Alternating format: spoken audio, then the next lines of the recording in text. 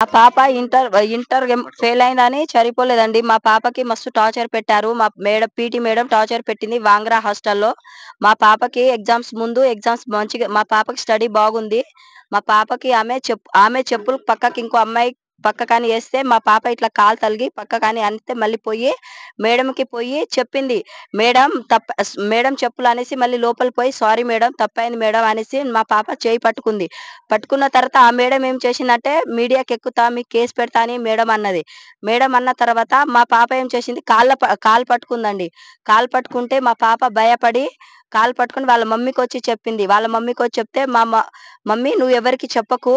మా పాప నా స్టడీ నా లైఫ్ మొత్తం ఆగం చేస్తా అన్నారు మమ్మీ అనేసి మా పాప టెన్షన్ పెట్టుకుంది. టెన్షన్ పెట్టుకొని మొన్న ఒక సబ్జెక్ట్ పోయిందండి. ఒక సబ్జెక్ట్ పోతే మళ్ళీ సప్లిమెంట్ ఎగ్జామ్స్ మళ్ళీ రాసింది మా పాప. రాస్తే మళ్ళీ టెన్షన్ పెట్టుకుంది. మేడం ఎక్కడేం చేసేస్తావు నా లైఫ్‌తోని ఆడుకుంటా అన్నది కదా! నా లైఫ్‌కి ఆగం చేస్తా అన్నది కదా! మీడియాకెక్కుతా అన్నది కదా! అనేసి మా పాప టెన్షన్ పెట్టుకొని ఎగ్జామ్స్ సరిగ్గా రాయలేదండి. దాని వల్లనే మా పాప సూసైడ్ చేసుకుంది. ఆ మేడం వల్ల